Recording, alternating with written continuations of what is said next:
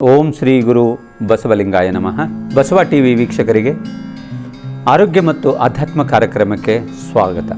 ನಾವು ನೀರಿನ ಚಿಕಿತ್ಸೆ ಬಗ್ಗೆ ಚಿಂತನೆಯನ್ನು ನಡೆಸಿದ್ವಿ.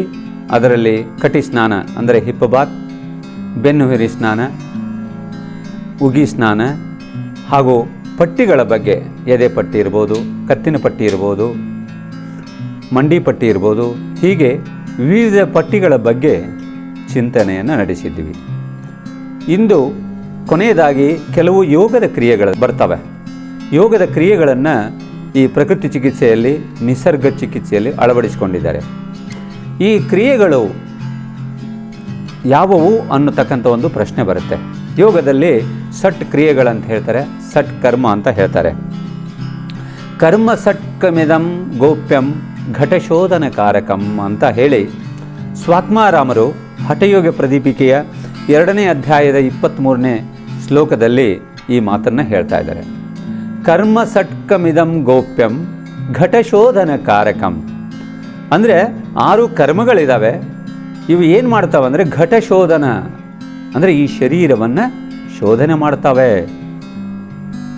ಈ ಶರೀರವನ್ನು ಶೋಧನೆ ಮಾಡೋದರಿಂದ ಇವು ಗೌಪ್ಯವಾಗಿರ್ತಕ್ಕಂಥದ್ದು. ಇವನ್ನ ಎಲ್ಲರೂ ಆಚರಿಸುವ ಹಾಗಿಲ್ಲ, ಕೆಲವರು ಮಾತ್ರ ಆಚರಿಸಬೇಕು ಅಂತ ಅವರು ಹೇಳ್ತಾ ಇದ್ರು, ಗೌಪ್ಯವಾಗಿದೆ ಅಂತ ಹೇಳ್ತಾ ಇದ್ದಾರೆ. ಈ ಸಟ್ಕರ್ಮಗಳನ್ನು ಯಾಕೆ ಇಲ್ಲಿ ನಾವು ಯೋಗದ ಕ್ರಿಯೆಗಳನ್ನು ಪ್ರಕೃತಿ ಚಿಕಿತ್ಸೆಯಲ್ಲಿ ಬಳಸ್ಕೊಳ್ತಾ ಇದ್ದಾರೆ ಅಂದರೆ, ಪ್ರಕೃತಿ ಚಿಕಿತ್ಸೆಯ ಮೂಲ ಸಿದ್ಧಾಂತವೇ ದೇಹದಲ್ಲಿ ಸಂಗ್ರಹವಾದ ಕೊಳೆ ರೋಗ. ಆ ಕೊಳೆಯನ್ನು ತೆಗೆದು ಹಾಕೋದೇ ನೀರಿನ ಚಿಕಿತ್ಸೆಯ ಉದ್ದೇಶ. ನೀರಿನ ಈ ಷಟ್ಕರ್ಮದಲ್ಲಿ ನೀರಿನಿಂದ ನಮ್ಮ ದೇಹವನ್ನು ಶುದ್ಧಿ ಮಾಡಲಿಕ್ಕೆ ಉಪಯೋಗ ಆಗೋದರಿಂದ ಇವುಗಳನ್ನು ಪ್ರಕೃತಿ ಚಿಕಿತ್ಸೆಯಲ್ಲಿ ಬಳಸ್ಕೊಳ್ತಾ ಇದ್ದಾರೆ. ಇವು ಯಾವ 6 ಕರ್ಮಗಳು, 6 ಕ್ರಿಯೆಗಳು ಅಂತ ತಮಗೆ ಪ್ರಶ್ನೆ ಬರ್ಬೋದು. ಇವು 6 ಕ್ರಿಯೆಗಳು ಯಾವುವು ಅನ್ನೋದಕ್ಕೆ ಸ್ವಾತ್ಮಾರಾಮರು ತಮ್ಮ ಹಠಯೋಗ ಪ್ರದೀಪಿಕೆಯಲ್ಲಿ ಹೇಳ್ತಾ ಇದ್ದಾರೆ.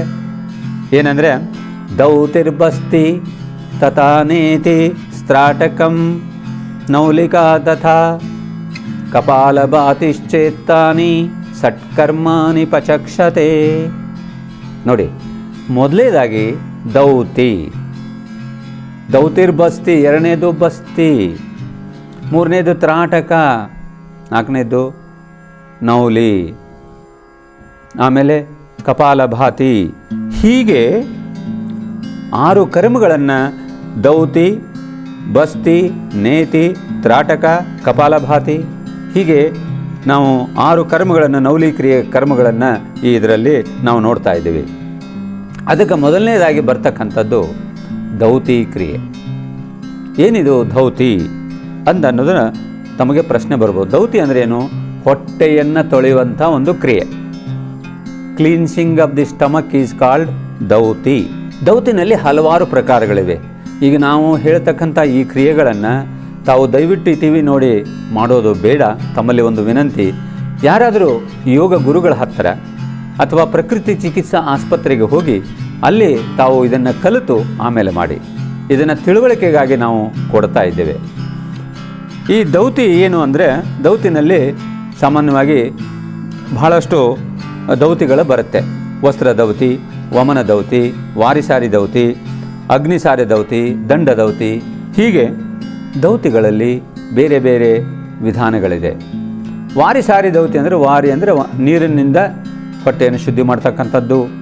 ಕುಂಜಲ ಕ್ರಿಯೆನೂ ಅಂತಾರೆ. ಕುಂಜಲ ಕ್ರಿಯೆ ಅಂದರೆ ಆನೆ ಏನು ಮಾಡುತ್ತೆ, ನೀರನ್ನು ಕುಡಿದ್ಬಿಟ್ಟು ತನ್ನ ಸೊಂಡಿಲಿನಿಂದ ಹೊರಗೆ ಹಾಕುತ್ತೆ. ಈ ಕ್ರಿಯೆ ಆ ರೀತಿ ಕಾಣೋದ್ರಿಂದ ಇದಕ್ಕೆ ಕುಂಜಲ ಕ್ರಿಯೆನೂ ಅಂತಾರೆ. ನಾವು ನೀರನ್ನು ಕುಡಿದು ವಾಂತಿ ಮಾಡೋದ್ರಿಂದ ಇದು ಆ ಒಂದು ಹೆಸರನ್ನು ಪಡ್ಕೊಂಡಿದೆ. ಅಥವಾ ಗಜಕರ್ಣ ಕ್ರಿಯೆನೂ ಅಂತ ಕರೀತಾರೆ. ವಮನ ದೌತಿ, ವಮನ ಅಂದರೆ ವಾಂತಿ ಮಾಡ್ಕೋತಕ್ಕಂಥದ್ದು, ಇದು ಒಂದು ದೌತಿ ಕ್ರಿಯೆ. ಅದಾದಮೇಲೆ ವಸ್ತ್ರ ದೌತಿ ಅಂತ. ಈ ವಮನ ದೌತಿಯ ಬಗ್ಗೆ ಇನ್ನಷ್ಟು ವಿವರಣೆ ಮತ್ತೆ ಮುಂದೆ ಕೊಡ್ತೀನಿ. ನಾವು ವಿಷ ಕುಡಿದಾಗೂ ಸಹಿತ ನೀರನ್ನು ಕುಡಿದು ಉಲ್ಟಿ ಮಾಡಿಕೊಂಡು ಪಿತ್ತ ಆದಾಗ ಅವು ಕುಂಜಲ ಕ್ರಿಯೆ ಮಾಡಿಕೊಂಡು ಆರೋಗ್ಯವನ್ನು ನಾವು ಪಡ್ಕೊಳ್ಬೋದು. ಇದು ಒಂದು ದೌತ್ಯದಲ್ಲಿ ಒಂದು ವಿಧಾನ. ಇನ್ನು 2ನೇ ವಿಧಾನ ವಸ್ತ್ರ ದೌತಿ ಅಂತ. ಈ ಅಸ್ತಮಾ ಪೇಷಂಟಿಗೆ ಕಫ ಜಾಸ್ತಿ ಇರುತ್ತೆ, ಹೆಚ್ಚು ಕಡಿಮೆ. ಬ್ರಾಂಕೈಟಿಸ್ ಇದ್ದವರಿಗೆ, ಸೈನಸ್ ಪ್ರಾಬ್ಲಮ್ ಇದ್ದವರಿಗೆ, ಅಂಥವ್ರಿಗೆ ಈ ವಸ್ತ್ರದೌತಿಯನ್ನು ಹೇಳ್ತಾರೆ ಅಥವಾ ವಸ್ತ್ರದೌತಿಯನ್ನು ಮಾಡಿಸ್ತಾರೆ. ವಸ್ತ್ರದೌತಿ ಅಂದರೆ ತಾವು ನೋಡ್ಬೋದು, ಈ ಥರ ಒಂದು ಪಟ್ಟಿ ಇರುತ್ತೆ, ವಸ್ತ್ರ ಇರುತ್ತೆ. ಈ ಬಟ್ಟೆ ಸುಮಾರು ಒಂದು 3-4 ಇಂಚು ಅಗಲ ಇರುತ್ತೆ ಅಷ್ಟೇ. ಅಖಂಡವಾಗಿ 3-4 ಮೀಟರ್ ಉದ್ದ ಇರುತ್ತೆ. ಇಂಥ ಅಖಂಡ ಬಟ್ಟೆಯನ್ನು ತಗೊಂಡು ಅದನ್ನು ನುಂಗಿ ಮತ್ತೆ ಅದನ್ನು ಒಂದು ಅರ್ಧ ಫೀಟ್ ಹೊರಗಿದ್ದು ಅದನ್ನು ಹೊರಗಡೆ ತೆಗಿತಕ್ಕಂಥದ್ದು ಇದು ವಸ್ತ್ರದೌತಿ. ಒಳಗಡೆ ಇರುವ ಅನ್ನನಾಳದಲ್ಲಿ ಏನು ಕಫ ಸೇರಿಕೊಂಡಿದೆ ಅದನ್ನು ಹೊರಗೆ ತೆಗಿಲಿಕ್ಕೆ, ಗಂಟಲಲ್ಲಿ ಸೇರೋ ಕಫ ಹೊರಗೆ ತೆಗಿಲಿಕ್ಕೆ ಈ ವಸ್ತ್ರದೌತಿ ಬಳಕೆಯಲ್ಲಿ ಇದೆ. ಮೂರನೇದು ಅಗ್ನಿಸಾರ ದೌತಿ. ಅಗ್ನಿಸಾರ ದೌತಿ ಅಂತಂದರೆ ನಮ್ಮ ಹೊಟ್ಟೆಯ ಜಠರ ಅಗ್ನಿಯನ್ನು ಪ್ರದೀಪನ ಮಾಡಲಿಕ್ಕೆ ಬಹಳ ಹೆಲ್ಪ್ ಆಗುತ್ತೆ. ಅಜೀರ್ಣ ತೊಂದರೆ ಇದ್ದರೆ, ವಾತ ರೋಗ ಇದ್ದವರಿಗೆ ಅಥವಾ ಉದರ ಸೂಲೆ ಇದ್ದವರಿಗೆ, ಡಯಾಬಿಟಿಸ್ ಇದ್ದವರಿಗೆ ಈ ಒಂದು ಕ್ರಿಯೆ ಅಗ್ನಿಸಾರ ದೌತಿ ಬಹಳಷ್ಟು ಚೆನ್ನಾಗಿ ಕೆಲಸ ಮಾಡುತ್ತೆ. ಅಗ್ನಿಸಾರ ದೌತಿಯ ಬಗ್ಗೆ ಪೂರ್ಣ ಒಂದು ವಿವರಣೆಯನ್ನು ಈಗ ಕೊಡಲಿಕ್ಕೆ ತಮಗೆ ಇಷ್ಟಪಡ್ತಾ ಇದ್ದೇನೆ. ಒಂದು ರೀತಿ ಕುರ್ಚಿ ಮೇಲೆ ಕೂಡು ಹಾಗೆ ಸ್ವಲ್ಪ ನಾವು ಬಗ್ಗೆ ಬೆಂಡಾಗಿ ನಿಂತುಕೊಳ್ಳೋದು, ತೊಡೆ ಮೇಲೆ ಕೈಗಳನ್ನು ಇಟ್ಕೊಳ್ಳೋದು, ಹೊಟ್ಟೆಯನ್ನು ಮೊದಲು ದೀರ್ಘವಾಗಿ ಶ್ವಾಸವನ್ನು ತೆಗೆದುಕೊಂಡು ಶ್ವಾಸವನ್ನು ಹೊರಗೆ ಹಾಕೋದು. ಅಗ್ನಿಸಾರ ದೌತಿಯಲ್ಲಿ ಉಸಿರನ್ನು ಪೂರ್ತಿ ತಗೊಳ್ಳೋದು, ಉಸಿರನ್ನು ಕಂಪ್ಲೀಟ್ ಹೊರಗೆ ಹಾಕೋದು. ತಗೊಳ್ಳೋದಕ್ಕೆ ಪೂರಕ ಅಂತೀವಿ, ಬಿಡೋದಕ್ಕೆ ರೇಚಕ ಅಂತೀವಿ. ಬಿಟ್ಟ ಮೇಲೆ ಹಾಗೆ ಇರೋದು ಅದು ಬಾಹ್ಯ ಕುಂಭಕ. ಅಥವಾ ನಾವು ಗಾಳಿಯನ್ನು ತಗೊಂಡು ಉಸಿರನ್ನು ತಗೊಂಡು ಒಳಗಡೆ ಇಟ್ಕೊಂಡಿವಿ ಅಂದರೆ ಅಂತರ್ ಕುಂಭಕ ಅಂತೀವಿ. ಇಲ್ಲಿ ನಾವು ಅಗ್ನಿಸಾರ ದೌತಿನಲ್ಲಿ ಏನು ಮಾಡಬೇಕು ಅಂದರೆ ಗಾಳಿಯನ್ನು ತಗೊಂಡಿರಬೇಕು, ಗಾಳಿಯನ್ನು ಪೂರ್ತಿ ಹೊರಗೆ ಹಾಕಬೇಕು.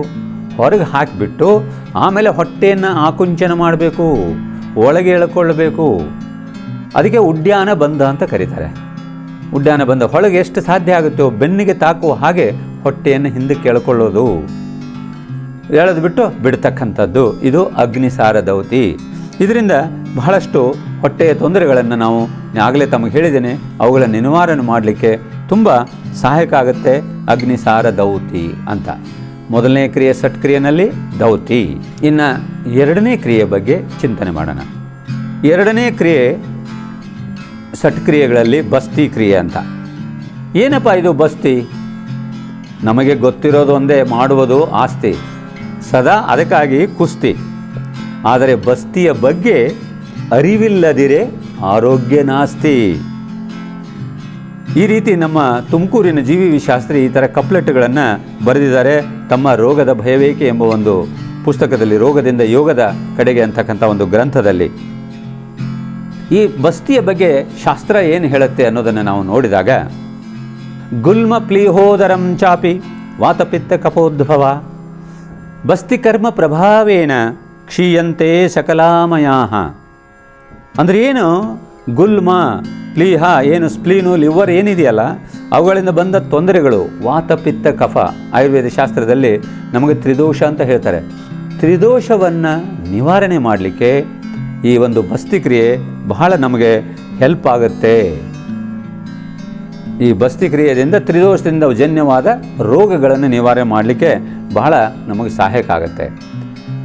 ನಮ್ಮ ಒಬ್ಬರು ಸತ್ಯ ಅಪ್ಪುಗಳು ಅಂತ ಇದ್ದಾರೆ, ಮಹಂತ ತೀರ್ಥ, ಇಳಕಲ್ ಹತ್ತಿರ ಬರ್ತಕ್ಕಂಥದ್ದು. ಆ ಸ್ವಾಮಿಗಳು ಏನು ಹೇಳ್ತಾ ಇದ್ದಾರೆ, ಬಸವಲಿಂಗ ಸ್ವಾಮಿಗಳು, ಜಬ್ ಆದಮಿ ಅಸ್ವಸ್ಥ ಬನ್ ಜಾತಾ ಹೈ, ಜಬ್ ಆದಮಿ ಅಸ್ವಸ್ಥ ಬನ್ ಜಾತಾ ಹೈ ತಬ್ ಎನಿಮಾ ದಿಯೋ ತೋ ರೋಗ ಕಾ ಕಮರ್ ಟೂಟ್ ಜಾತಾ ಹೈ, ರೋಗಿ ಕಾ ಕಮರ್ ಬಚ್ ಜಾತಾ ಹೈ ಅಂತ. ಅಂದರೆ ಯಾವಾಗ ಮನುಷ್ಯ ರೋಗದಿಂದ ಬಳಲ್ತಾನೋ ಆವಾಗ ಎನಿಮಾ ಕೊಟ್ಟರೆ ರೋಗದ ನಡ ಮುರಿದು ಹೋಗುತ್ತೆ. ರೋಗಿ ನಡ ಅಲ್ಲ, ರೋಗದ ನಡ. ಇದನ್ನು ನಾವು ಗಮನಿಸಬೇಕು. ಅಂದರೆ ಬಸ್ತಿದು ಅಷ್ಟು ಇಂಪಾರ್ಟೆನ್ಸ್ ಇದೆ ನೋಡಿ. ನಮ್ಮ ದೊಡ್ಡ ಕರಳು ಏನಿದೆ ಅದು ಸ್ಟೋರ್ ಹೌಸ್ ಅಂತ ಹೇಳ್ತೀವಿ. ದೊಡ್ಡ ಕರಳು ಒಂದು ರೀತಿ ಉಗ್ರಾಣ ಇದ್ದ ಹಾಗೆ, ಗೋಡೌನ್ ಇದ್ದ ಹಾಗೆ. ನಾವು ತಿಂದ ಆಹಾರ, ಇವತ್ತು ಪೇರಲನ್ನು ಅಥವಾ ಸಿಬೆಯನ್ನು ತಿಂದಿವಿ ಅಂತ ಇಟ್ಕೊಳ್ಳಿ, ಅಥವಾ ಬೇಳೆ ತಿಂದಿರ್ತೀವಿ. ಇದು ನಮ್ಮ ದೇಹದಲ್ಲಿ ಇದ್ದು 2-3 ದಿವಸ ಆದಮೇಲೆ ನಮ್ಮ ಮೋಷನ್ನಲ್ಲಿ, ಮಲದಲ್ಲಿ ಹೊರಗಡೆ ಬರೋದನ್ನು ನೋಡ್ತಾ ಇದ್ದೀವಿ. ಅಂದರೆ ಅಲ್ಲಿ ಸಂಗ್ರಹವಾಗತ್ತೆ. ಈ ಸಂಗ್ರಹ ಮಲಬದ್ಧತೆಯಿಂದ ಆ ಒಂದು ಒಳಗಡೆ ಸಂಗ್ರಹ ಆಯ್ತಂದರೆ ಆ ಮಲಬದ್ಧತೆ ನಮ್ಮ ಎಲ್ಲ ರೋಗಕ್ಕೆ ಕಾರಣ ಆಗ್ತಾ ಇದೆ. ಗ್ಯಾಸ್ ಉತ್ಪತ್ತಿ ಆಗಲಿಕ್ಕೆ ಶುರುವಾಗುತ್ತೆ, ಗ್ಯಾಸ್ಟ್ರಿಕ್ ಪ್ರಾಬ್ಲಮ್ ಬರೋಕ್ಕೆ ಶುರು ಆಗುತ್ತೆ. ಹಾಗಾಗಿ ಇದನ್ನು ನಾವು ಬಸ್ತಿಯನ್ನು ಎಲ್ಲರೂ ತಿಳ್ಕೋಬೇಕು. ಜ್ವರ ಬಂತ ತಕ್ಷಣ ಎನೆಮ ಕೊಡಿ, ಅರ್ಧ ಜ್ವರ ಕಡಿಮೆ ಆಗುತ್ತೆ. ಸ್ವಾಮೀಜಿ ಹೇಳಿದಾಗೆ ಅದರ ರೋಗದ ನರ ಮುರಿದು ಹೋಗುತ್ತೆ ಅಂತ. ಬಹಳಷ್ಟು ನಾನು ಹಲವಾರು ಜನರಿಗೆ ಇದರ ಪ್ರಯೋಗ ಮಾಡಿಸಿದ್ದೇನೆ. ಮನೆಯಲ್ಲೂ ನಾವು ಮಾಡ್ಕೊಂಡಿದ್ದೀವಿ. ಸೊ 104, 103 ಜ್ವರ ಇತ್ತಂದರೆ ಎನಿಮಾ ತಗೊಂಡು ಒಂದು 10 ನಿಮಿಷದಲ್ಲೇ 1 ಡಿಗ್ರಿ ಕಡಿಮೆ ಆಗುತ್ತೆ. ಇದು ಹೇಗೆ? ಇದಕ್ಕೆ ಸಾಮಾನ್ಯವಾಗಿ ಎನಿಮಾ ಅಲೋಪತಿ ಹಾಸ್ಪಿಟ್ಲಲ್ಲೂ ಕೊಡೋದನ್ನೇ ನೋಡ್ತಾ ಇದ್ದೀವಿ. ಅಲ್ಲಿ ಆಪರೇಷನ್ ಟೈಮ್ನಲ್ಲಿ ಎನಿಮಾ ಕೊಡ್ತಾರೆ, ಡೆಲಿವರಿ ಟೈಮ್ನಲ್ಲಿ ಕೊಡ್ತಾರೆ. ಅಲ್ಲಿ ಗ್ಲಿಸರಿನ್ನು, ಸೋಪ್ ವಾಟರನ್ನು ಅಥವಾ ಕೆಮಿಕಲನ್ನು ಹಾಕಿ ಕೊಡ್ತಾರೆ, ದೊಡ್ಡ ಕರಳಿಗೆ ಕಳಿಸ್ತಾರೆ. ಅದರಿಂದ ಮೋಷನ್ ಹೊರಗೆ ಹೋಗೋಕ್ಕೆ ಆಪರೇಷನ್ ಸಂದರ್ಭದಲ್ಲಿ ಡೆಲಿವರಿಯಲ್ಲಿ ಕೊಡ್ತಕ್ಕಂಥದ್ದು. ಅದಕ್ಕೆ ಪ್ರಕೃತಿ ಚಿಕಿತ್ಸೆಯರು ಅದೇನು ಹೇಳ್ತಾ ಇದ್ದಾರೆ ಅಂದರೆ ಅದು ಹಿಂಸಾತ್ಮಕ ಎನಿಮಾ. ಪ್ರಕೃತಿ ಚಿಕಿತ್ಸೆಯಲ್ಲಿ ಅಹಿಂಸಾತ್ಮಕ ಎನಿಮಾ ಇದೆ. ಅಹಿಂಸಾತ್ಮಕ ಎನಿಮಾ ಅಂದರೆ ಇಲ್ಲಿ ಬರೀ ಪ್ಲೇನ್ ವಾಟರ್, ಉಗುರು ಬಿಸಿನೀರನ್ನು ಅಥವಾ ಬೇವಿನ ಸೊಪ್ಪು ಇರುತ್ತೆ. 1 ಲೀಟರ್ ನೀರು ತಗೊಂಡು ಆ 1 ಲೀಟರ್ ನೀರಿಗೆ ಬೇವಿನ ಸೊಪ್ಪನ್ನು ಹಾಕಿ ಅದನ್ನು ನೀರನ್ನು ಕುದಿಸ್ಬೇಕು. ಒಂದು 5 ನಿಮಿಷ ಬಿಟ್ಟು ಆರಿಸಿ ಆಮೇಲೆ ಅದನ್ನು ಶೋಧಿಸಿಕೊಂಡು ಉಗುರು ಬಿಸಿ ಇರುವಾಗ ತಗೊಳ್ಳೋದು. ಎನಿಮಾ ತಗೊಳ್ಳೋದು ಹೇಗೆ ಅಂತಕ್ಕಂಥ ಒಂದು ಪ್ರಶ್ನೆ ಬರುತ್ತೆ. ಇದು ಎನಿಮಾ ಕ್ಯಾನ್. ಎನಿಮಾ ಕ್ಯಾನನ್ನು ನಾವು ಒಂದು ಗೋಡೆಗೆ ಲಗತ್ತಿಸಬೇಕು. ಎನಿಮಾ ಕ್ಯಾನನ್ನು ಗೋಡೆಗೆ ಲಗತ್ತಿಸಿಬಿಟ್ಟು ಬಸ್ತಿ ಕ್ರಿಯೆ ಅಂತ ನಾವು ಕರಿತಾ ಇದ್ದೀವಿ. ಈ ಒಂದು ಮೊದಲು ಇದಕ್ಕೆ ನೀರನ್ನು ಹಾಕಬೇಕು. ನೀರನ್ನು ಹಾಕಿ ಇದರೊಂದು 3 ಅಡಿ ಎತ್ತರದಲ್ಲಿ ಇದನ್ನು ಕಟ್ಟಬೇಕು. 3 ಅಡಿ ಎತ್ತರದಲ್ಲಿ ಕಟ್ಟಿಬಿಟ್ಟು ಇದೊಂದು ರಬ್ಬರ್ ಕೆಥೆಟರ್ ಇದೆ, ರಬ್ಬರ್ ಟ್ಯೂಬ್ ಇದೆ. ಇದು ನಂಬರ್ 14, 12 ಅಥವಾ 14 ನಂಬರ್. ಇದು ಮೆಡಿಕಲ್ ಶಾಪಲ್ಲಿ ಸಿಗುತ್ತೆ, ಸರ್ಜಿಕಲ್ ಶಾಪಲ್ಲಿ ಸಿಗುತ್ತೆ.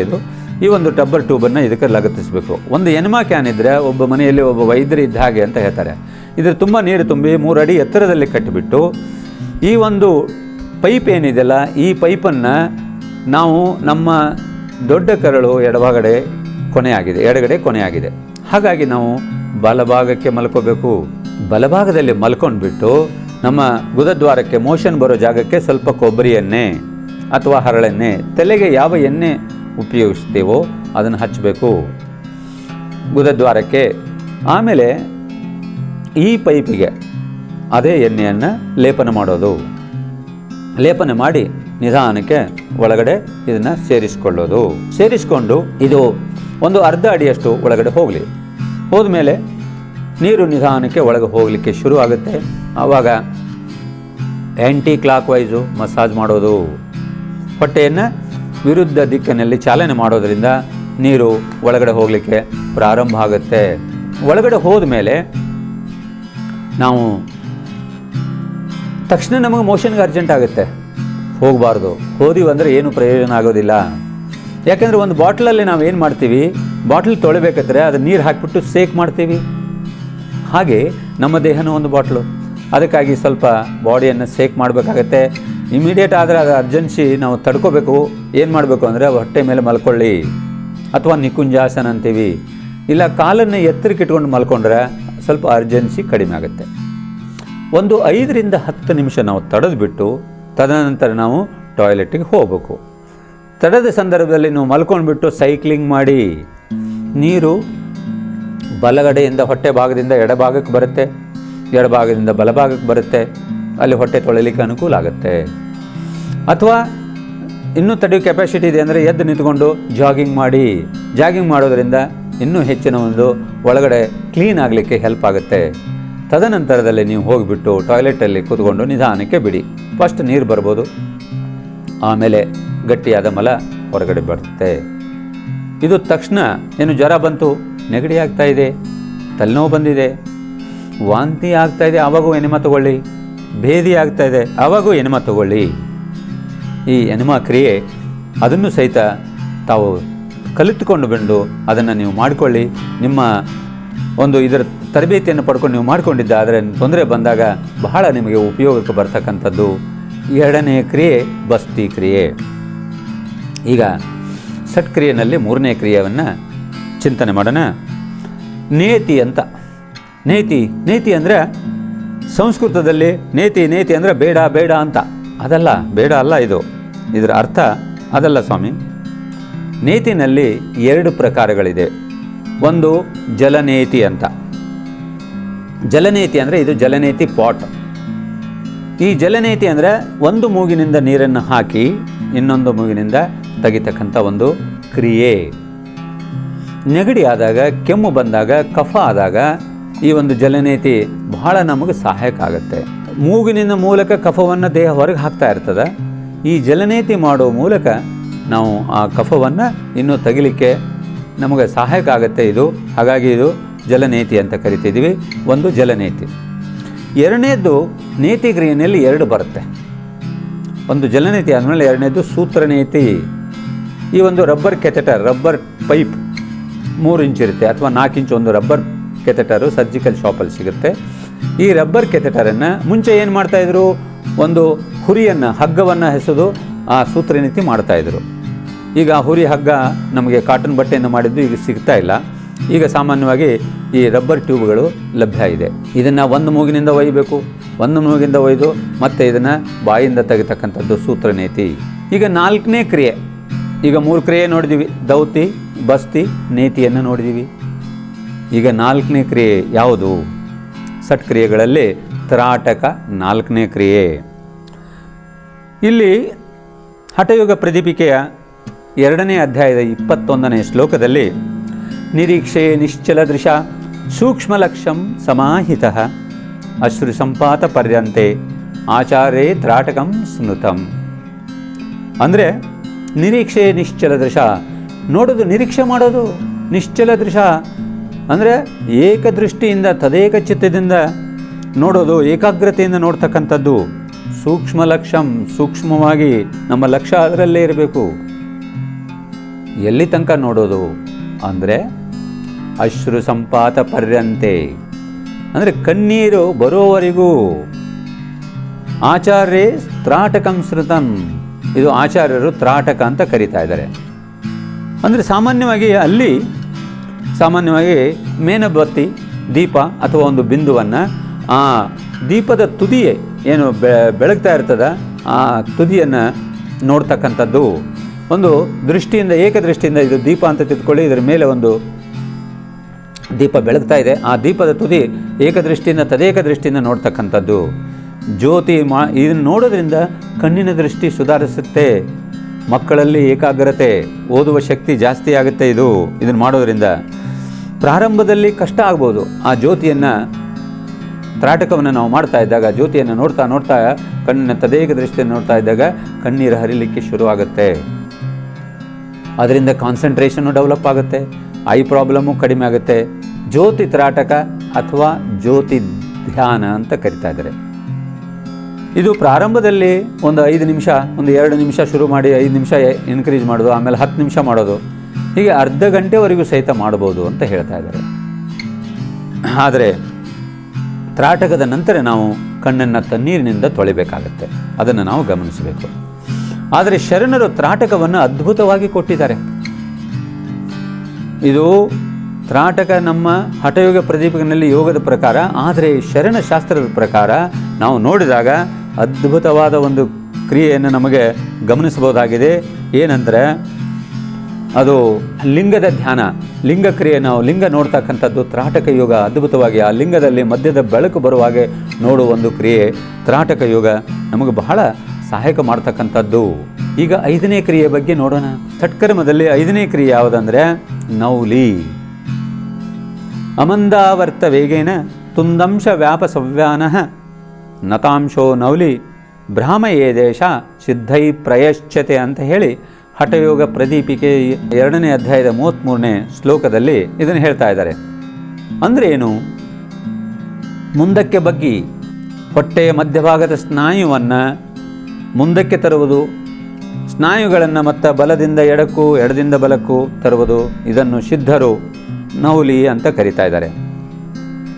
ಈ ನೌಲಿ ಕ್ರಿಯೆಯಿಂದ ಏನಾಗುತ್ತೆ ಮತ್ತು ಯಾರು ಮಾಡಬಾರ್ದು ಅದನ್ನು ನಾವು ಗಮನಿಸಬೇಕು. ನೌಲಿ ಕ್ರಿಯೆಯಿಂದ ನಮ್ಮ ಅಜೀರ್ಣ ತೊಂದರೆಗಳು ಅದು ಕಡಿಮೆ ಆಗುತ್ತೆ, ಗುಲ್ಮ ರೋಗಗಳು ಹೋಗ್ತಾವೆ, ಸಿಹಿ ಮೂತ್ರ, ಡಯಾಬಿಟಿಕ್ನವ್ರು ನೌಲಿ ಒಳ್ಳೆಯದು ಅಂತ ಹೇಳ್ತಾ ಇದ್ದಾರೆ. ಈ ರೋಗಗಳ ನಿವಾರಣೆಗೆ, ಮಲಬದ್ಧತೆಗೆ ಮತ್ತು ಈ ನೌಲಿ ಮಾಡೋದ್ರಿಂದ ಲಿವರ್ ಚೆನ್ನಾಗಿ ಕೆಲಸ ಮಾಡುತ್ತೆ ಅಂತ ಹೇಳ್ತಾರೆ.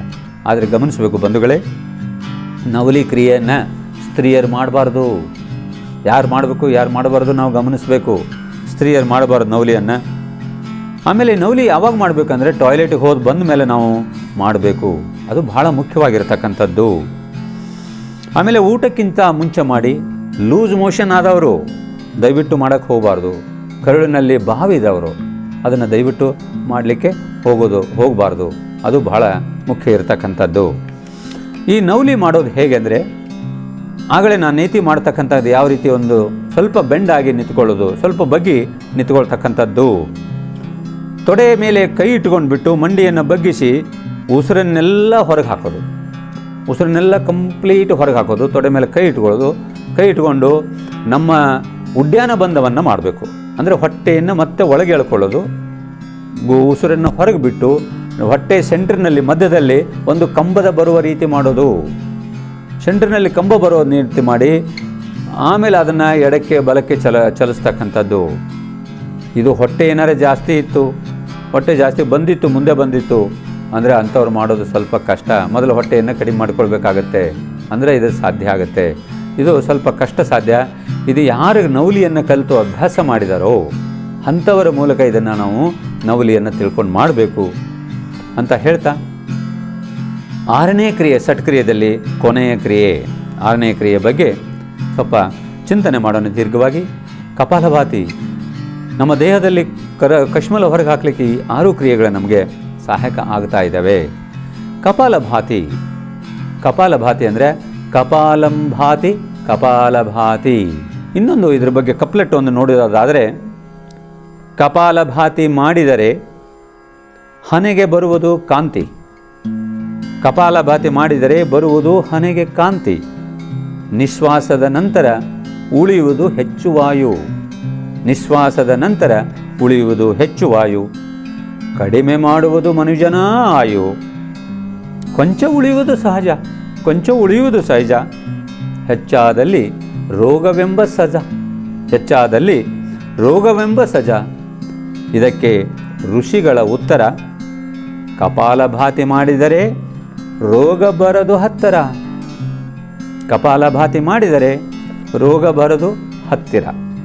ಬಂಧುಗಳೇ, ನಾವು ಇವತ್ತು ಉಸಿರಾಡ್ತಾ ಇದ್ದೀವಿ, ಉಸಿರು ತಗೋತಾ ಇದ್ದೀವಿ, ಬಿಡ್ತಾ ಇದ್ದೀವಿ, ನೈಸರ್ಗಿಕವಾಗಿ ನಡೀತಾ ಇದೆ. ಈ ಉಸಿರು ತಗೊಳ್ತಿದ್ದೀವಲ್ಲ, ಈ ತಗೊಳ್ಳೋ ಉಸಿರನ್ನು ನಾವು ಪೂರಕ ಅಂತ ಕರಿತಾ ಇದ್ದೀವಿ. ಇದು ಪೂರಕ ಏನಿದೆಯಲ್ಲ, ಇದು ಚೇತನ ಇರತಕ್ಕಂಥದ್ದು, ಆ್ಯಕ್ಟಿವ್ ಇರತಕ್ಕಂಥದ್ದು. ಯಾಕೆ ಅಂದರೆ ಅದರಲ್ಲಿ ಆಕ್ಸಿಜನ್ ಜಾಸ್ತಿ ಇರುತ್ತೆ, ಅದು ಆ್ಯಕ್ಟಿವ್. ನಾವು ಉಚ್ಛ್ವಾಸ ಮಾಡ್ತಾ ಇದ್ದೀವಲ್ಲ, ಅದು ಪೂರಕ ಆಗ್ತಕ್ಕಂಥದ್ದು, ಅದರಲ್ಲಿ ಆಕ್ಸಿಜನ್ ಇರೋದ್ರಿಂದ ಅದು ಆ್ಯಕ್ಟಿವ್ ಆಗಿರುತ್ತೆ, ಚೇತನ. ಇನ್ನು ಬಿಡ್ತೀವಿ, ಉಸಿರು ತೊಗೊಂಡಾದ್ಮೇಲೆ ಉಸಿರನ್ನು ಬಿಡ್ತೀವಿ. ಉಸಿರು ನಿಶ್ವಾಸ ಏನಿದೆಯಲ್ಲ, ಈ ನಿಶ್ವಾಸದಲ್ಲಿ ಕಾರ್ಬನ್ ಡೈಆಕ್ಸೈಡ್ ಜಾಸ್ತಿ ಇರುತ್ತೆ. ಆಕ್ಸಿಜನ್ ಒಳಗಡೆ ಹೋಗ್ಬಿಟ್ಟು ಅಲ್ಲಿರ್ತಕ್ಕಂಥ ಕಾರ್ಬನ್ ಡೈಆಕ್ಸೈಡ್ ಹೊರಗೆ ಬರ್ತಾ ಇದೆ, ಅದು ಜಡ. ಉಸಿರು ತಗೊಳ್ಳೋದು ಚೇತನ, ಉಸಿರು ಬಿಡುವುದು ಜಡ. ಸೊ ಹಾಗಾಗಿ ಈ ಜಡ ಏನಾಗುತ್ತೆ, ನಾವೇನೋ ಆ್ಯಕ್ಟಿವಿಟಿ ಮಾಡಲಿಲ್ಲ ಅಂತ ಇಟ್ಕೊಳ್ಳಿ, ನಾವೆಲ್ಲೋ ಹೊರಗೆ ಹೋಗಿಲ್ಲ ಅಂತ ಇಟ್ಕೊಳ್ಳಿ, ಅಡ್ಡಾಡಲಿಲ್ಲ ಅಂತ ಇಟ್ಕೊಳ್ಳಿ, ವಾಕಿಂಗ್ ಮಾಡಿಲ್ಲ ಅಂತ ಇಟ್ಕೊಳ್ಳಿ. ಆ ಸಂದರ್ಭದಲ್ಲಿ ಸೋಂಬೇರಿಯಾಗಿ ಕೂತಾಗ ಈ ಏನು ಜಡ ಕಾರ್ಬನ್ ಡೈಆಕ್ಸೈಡ್ ನಮ್ಮ ದೇಹದಲ್ಲಿ ಹಾಗೆಯೇ ಉಳ್ಕೊಂಡಿರುತ್ತೆ. ಅದು ಹೆಚ್ಚಾದಾಗ ನಮ್ಮ ದೇಹದಲ್ಲಿ ಆಮ್ಲಜನಕದ ಪೂರೈಕೆ ಕಡಿಮೆ ಆಗ್ತಾ ಬರುತ್ತೆ. ಯಾವಾಗ ಆಮ್ಲಜನಕದ ಪೂರೈಕೆ ಕಡಿಮೆ ಆಯಿತು, ನಮ್ಮ ಉಸಿರಾಟದ ಒಂದು ಕ್ರಮ ಕಡಿಮೆ ಆಯಿತು, ಆವಾಗ ನಮಗೆ ರೋಗಗಳ ಜಾಸ್ತಿ ಬರ್ತಾ ಇರುತ್ತೆ. ಹಾಗಾಗಿ ಈ ಉಳಿದಂಥ ವಾಯುವನ್ನು ಹೊರಗೆ ಹಾಕಲಿಕ್ಕೆ ಕಪಾಲಭಾತಿ ನಮಗೆ ಬಹಳ ಸಹಾಯಕ ಮಾಡುತ್ತೆ. ತಮಗೆ ಹೇಳೋದು ಇನ್ನೊಂದು ಘಟನೆ, ಕಪಾಲಭಾತಿಯನ್ನು ನಾವು ಸಾಮಾನ್ಯವಾಗಿ ಮಾಡಬೇಕಾದ್ರೆ ಜ್ಞಾನ ಮುದ್ರೆಯಲ್ಲಿ ಮಾಡಿ ಅಂತ ಹೇಳ್ತಾ ಇದ್ದೇವೆ. ಜ್ಞಾನ ಮುದ್ರೆಯಲ್ಲಿ ನಾವು ಮಾಡ್ತಕ್ಕಂಥದ್ದು ಕಪಾಲಭಾತಿ ಏನು, ಉಸಿರನ್ನು ತಗೊಂಡ್ಬಿಟ್ಟು ಕಣ್ಣನ್ನು ಮುಚ್ಚಿಕೊಂಡ್ಬಿಟ್ಟು ದೀರ್ಘವಾಗಿ ಮೂಗಿನಿಂದ ಉಸಿರನ್ನು ಹಾಕೋದು.